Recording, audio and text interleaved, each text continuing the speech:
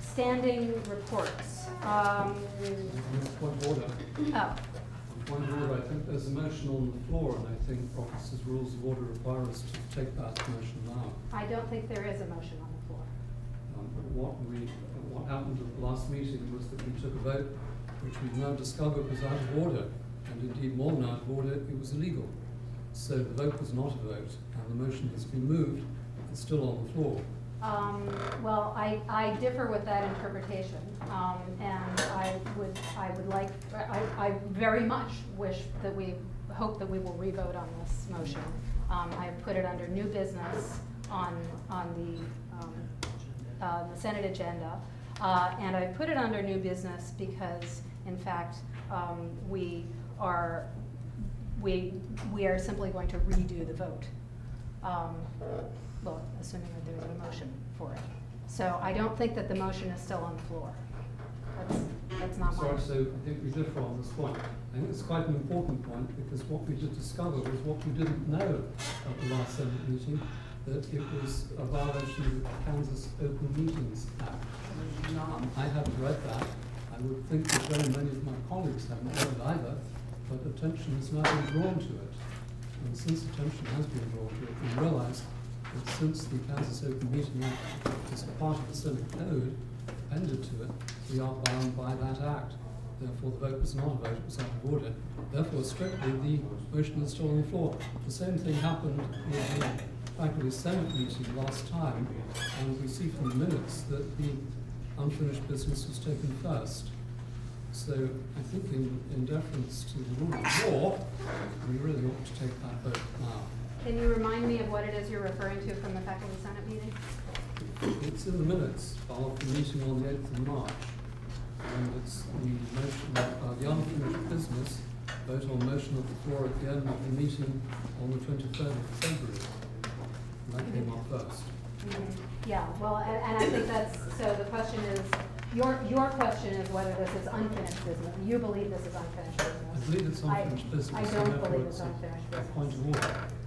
And I'm taking the advice of University Counsel on this as well. Rodolfo. No, I was just going to clarify. I didn't participate in this discussion, so I don't know what happened last time, but besides what the minutes said. But you're referring, I believe, to an instance in faculty senate where we didn't have quorum. And we didn't, a motion was on the floor, was second, was discussed, and we couldn't take a vote because there was no quorum. And so the motion was actually on the floor, remained on the floor, but no action was taken.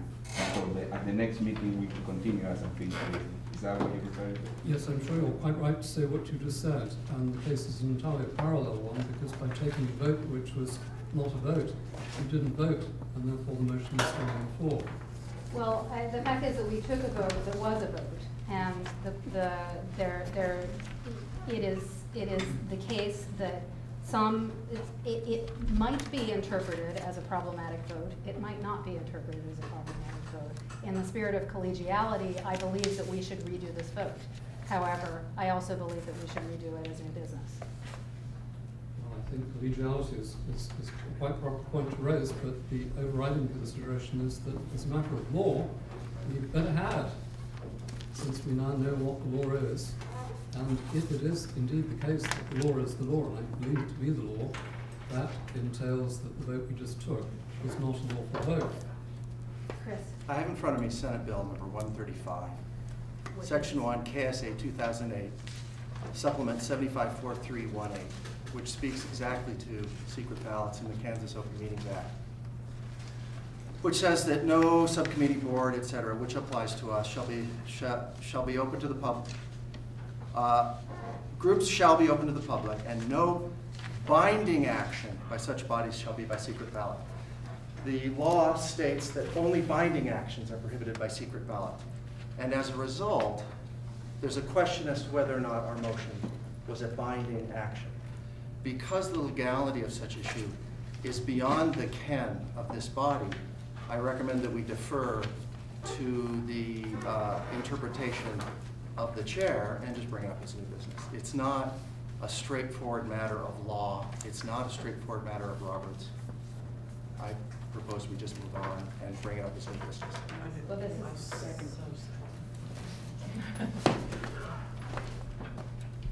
Jonathan. I would be sorry to hear the obvious intention of the Kansas Open Meetings Act avoided by a technicality. This seems to be not in the spirit of collegiality and not in the spirit of compliance with the law. I would think this was a perilous course of action to base a rejection of the clear meaning of the Act on a quibble about the word binding. I think all decisions of the Senate are of extreme importance. If they don't bind one member of the community, they bind another or others. And I'm puzzled indeed to hear this vote reduced below the level of an important vote. This seems to me most ill-advised. I would be disturbed if colleagues were of that mind. Comments? Megan, your argument for bringing up under new business, there would be a new motion? Yes. So this motion was voted on, but even though it was voted on out of order, you need to, according to some interpretation of something, you have to vote on it again, make a new motion.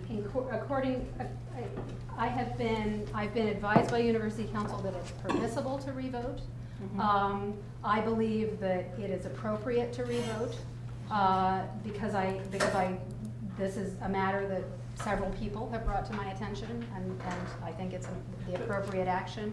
But I have not been given any advice that, and I've asked, that indicates that this is a matter that is still on the floor, or that indicates that this matter needs to be addressed first thing.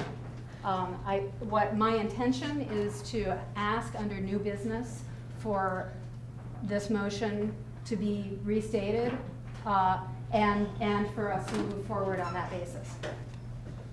So I am in no way attempting to obstruct a revote. I wish to have a revote. I hope very much that we will. But I would like to do it under new business because in my view, this is new business. I'm puzzled to know what's the point of defining it as new business. There must be some important issue here that I'm not grasping. It seems to me not new, but very much a carryover from the last meeting. It's not newly moved. Well, it has been moved. It has been seconded. It has been discussed. I will say that, to be honest, my initial thought was exactly yours. My initial thought was, well, we should just go straight to that and redo it. But when I asked for advice from council, I was told no, that what we should do is deal with it under new business. Do you have reasons for advice? I don't know what reasons there could be. May I ask, in all sincerity, does it make a difference to do it? I mean, from your perspective, what difference does it make? I think it would count as a new motion, which would have to be moved and seconded and discussed again. I think much the simplest course would be to accept we've discussed it, it's been moved, it's been seconded, the question has been called, a vote was taken which was not a vote, we must now take the vote. It's not a new motion. It doesn't require that whole process again. Let's be collegial, let's simplify the matter, let's go to a vote again. Mary Ann? Is there a motion on the floor? No, there's not. Can I make one? Yes. Could we keep the agenda in the order that it's in? That would be my motion. Okay, Mary Ann's motion is to keep the agenda in the order that it's in. Second. Second. Okay.